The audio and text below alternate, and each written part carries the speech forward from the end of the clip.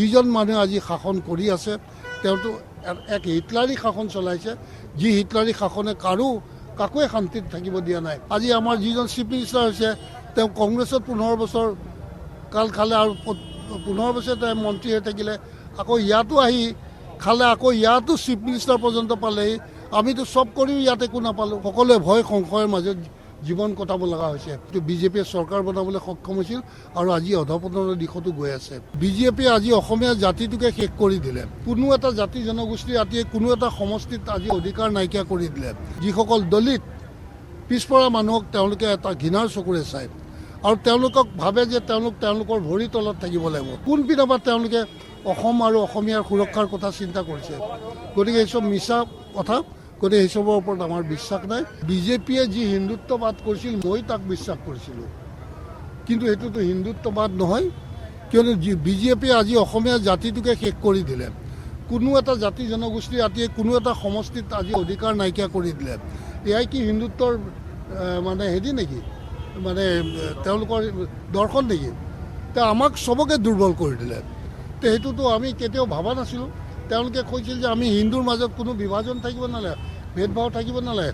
আজি খালি ইটো হিন্দু চব হিন্দুকে তেওঁলোকে আক্ৰমণ কৰিছে। আজি মানে ইয়াত ক'বলৈ গ'লে মনুস্মৃতি বস্তুটোৱে আজি ইয়াত ক্ৰিয়া কৰি আছে, যিটো বস্তু আমাৰ এই বিশাল সমাজখনত এইটো প্ৰযোজ্য নহয়। যেনে আমাৰ যিসকল দলিত পিছপৰা মানুহক তেওঁলোকে এটা ঘৃণাৰ চকুৰে চায় আৰু তেওঁলোকক ভাবে যে তেওঁলোকৰ ভৰিৰ তলত থাকিব লাগিব। সেই দৰ্শন জানো আজিৰ দিনত জানো প্ৰযোজ্য হয়? আজিও যদি তেওঁলোকে সেই মানসিকতাৰে এখন দেশ চলাম বুলি ভাবিছে, সেইখন দিশত মই তেনেকুৱা অন্তৰৰ আদৰ্শ মাজত মই কেতিয়াও নাথাকোঁ। মই নিজকে কেতিয়াও নাভাবোঁ যে মই আনতকৈ সৰু, মই আনকো নাভাবোঁ যে মোতকৈ সৰু বুলি কোনোবা। সকলোৱে সমান অধিকাৰ আছে।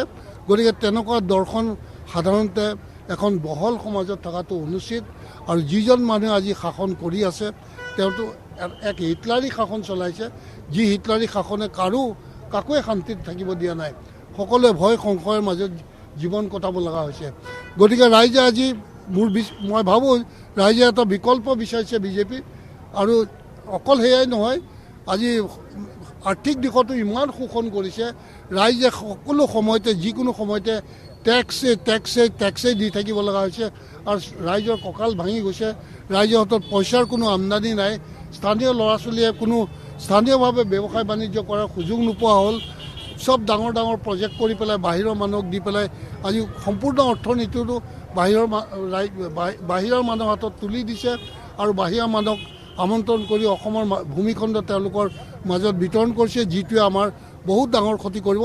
সেইকাৰণে মই ভাবিছোঁ যে ৰাষ্ট্ৰীয় দলৰ চৰকাৰ হোৱাৰ কাৰণে সেইখিনি কৰিবলৈ সুযোগ পাইছে। যদি এইটো আঞ্চলিক দলৰ চৰকাৰ হ'লহেঁতেন তেতিয়া তেনে কাম কৰিবলৈ তেওঁলোকে সুযোগ নাপালেহেঁতেন। আৰু সেইকাৰণে মই আঞ্চলিক দলৰ আদৰ্শটোক মই মোৰ হৃদয়ত বহুৱাই লৈছোঁ। আমি যেতিয়া বিজেপি কৰিছিলোঁ তেতিয়াও আমি এখনো আসন পোৱা নাই। বহুত খেলিছোঁ, বহুত কষ্ট কৰিছোঁ, কিন্তু জিকিব পৰা নাছিলোঁ। কিন্তু ভোট শ্বেয়াৰ আমাৰ দিনক দিনে বাঢ়ি গৈ আছিল। সেই ঠিক তেনেকৈ আজি আমি হয়তো বিজেপিয়ে চৰকাৰ বনাবলৈ সক্ষম হৈছিল আৰু আজি অধপতনৰ দিশতো গৈ আছে। গতিকে সেইটো অহংকাৰে তেওঁৰ কথাই কাম নিদিব। আমি পোৱা নাই হয়, কিন্তু আমি পাম। আমাৰ বিশ্বাস আছে ৰাইজে আমাক আদৰি ল'ব, সামৰি ল'ব, কিয়নো আমাৰ লক্ষ্য বেয়া নহয়। তেওঁলোকে যিটো দেখুৱাইছিলে সেইটো তেওঁলোকে পৰিচয় দিয়া নাই আৰু অসমৰ কোনো এটা অসমীয়াৰ স্বাৰ্থ সুৰক্ষিত হোৱাকৈ কোনো এটা সমস্যাৰ সমাধান নকৰিলে। তেওঁলোকে আজি এখন ভূমি আইনো উলিয়াব নোৱাৰিলে বা নুলিয়ালে, যিটোৰ দ্বাৰা অসমীয়া ৰাইজ কেতিয়াবা সুৰক্ষিত হ'ব পাৰিব। গতিকে কোনপিনৰ পৰা তেওঁলোকে অসম আৰু অসমীয়াৰ সুৰক্ষাৰ কথা চিন্তা কৰিছে। গতিকে এইচব মিছা কথা। গতিকে এইচবৰ ওপৰত আমাৰ বিশ্বাস নাই। আমি আঞ্চলিকতাবাদৰ ওপৰত বিশ্বাস আছে আৰু আমি নিজেই নিজৰ অসমখন সুৰক্ষিত কৰিম আৰু ইয়াক উন্নতিৰ পথত আগুৱাই লৈ যাম। যিটো কৰিছিলোঁ সেই সময়ত কিবা এটা ভাবি পেলাই কৰিছিলোঁ আৰু তাৰতো আজি কোনো তাৰ 10 পইচা দাম দিয়া নাই, গতিকে ভেলু দিয়া নাই। মই কি দৰকাৰ তাত থাকিবলৈ, যিহেতুকে ঈশ্বৰে এতিয়াও অকণমান শক্তি ৰাখিছে দেহাত বা চলিব ফুৰিব পৰা হৈ আছোঁ। সেইকাৰণে চেষ্টা কৰিছোঁ এইখিনি সময় সদব্যৱহাৰ কৰি কিবা এটা কৰি যাওঁ। মোৰ কি স্বাৰ্থ আছে? মই এটা শূন্য দলত আহিছোঁ, যিটো দলৰ একোৱে নাই, কৈছে নাই এটা হেৰিও জিকা নাই। তো মোৰ ইয়াত কি স্বাৰ্থ পূৰণ হ'ব?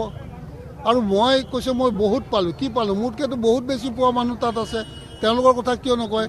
আজি আমাৰ যিজন চিফ মিনিষ্টাৰ হৈছে তেওঁ কংগ্ৰেছত 15 বছৰ কাল খালে আৰু 15 বছৰ তেওঁ মন্ত্ৰী হৈ থাকিলে আকৌ ইয়াতো আহি খালে আকৌ ইয়াতো চিফ মিনিষ্টাৰ পৰ্যন্ত পালেহি আমিতো চব কৰিও ইয়াত একো নাপালোঁ এই ক'ৰবাত মোক বহুত লাষ্টৰ পিনে এটা মন্ত্ৰিত্ব পদ দিলে তাকো মই নিজে লৈছোঁগৈ মই মোদীজীৰ লগত ডাইৰেক্ট কথা পাতি পেলাই লৈছিলোঁ আৰু মোৰ মনৰ কথা কৈছিলোঁ তাৰ বিনিময়ত তেখেতে হয়তো মন্ত্ৰীসভাত অন্তৰ্ভুক্ত কৰিছিল আৰ পি শৰ্মাৰ লগত মই বহুত কথা পাতিছিলোঁ প্ৰদ্যুৎ বৰাক মই ইমান পোৱা নাছিলোঁ সিও ওলাই গ'ল মই জানো ধৰিছিলোঁ আমি সকলোৱে ধৰি পেলাই ইমানখিনি পোৱালোঁ কিন্তু যিসকল নেতাক চাই পেলাই আমি কৰিছিলোঁ এওঁলোকক আজি বৰ্তমান যিসকল ক্ষমতাত আছে তেওঁলোকক চাই পেলাই আমি দল কৰা নাছিলোঁ কিন্তু আজি তেওঁলোকে আমাৰ নেতাক গালি দি পেলাই আজি আমাৰ দলৰ এইটো মোৰ নহয় এতিয়া বৰ্তমান বিজেপি দলৰ এজন চিফ মিনিষ্টাৰ পৰ্যায়লৈ আহিলে আৰু তেওঁৰ চাংগু পাংগু সকলোকে আনি একদম সম্পূৰ্ণ ক্ষমতা প্ৰদান কৰি পেলাই আজি তেওঁলোকে আগবাঢ়ি গৈছে আৰু আমাৰ সকলোবিলাক দলীয় কাৰ্যকৰ্তা সাধাৰণ কাৰ্যকৰ্তা চব আজি অৱহেলিত হৈ আছে